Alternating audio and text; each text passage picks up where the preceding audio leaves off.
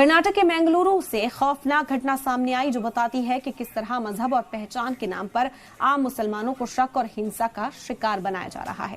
रोजी रोटी के लिए दूसरे राज्य में काम करने पहुंचे एक मुस्लिम मजदूर को सिर्फ उसके नाम और शक के आधार पर हिंदूवादी संगठन के लोगों ने बांग्लादेशी बताकर बेरहमी से पिटाई की।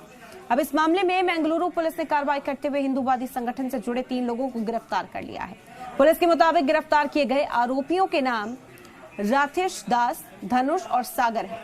तीनों आरोपियों ने खुद पुलिस को बताया कि उनका ताल्लुक एक हिंदूवादी संगठन से है।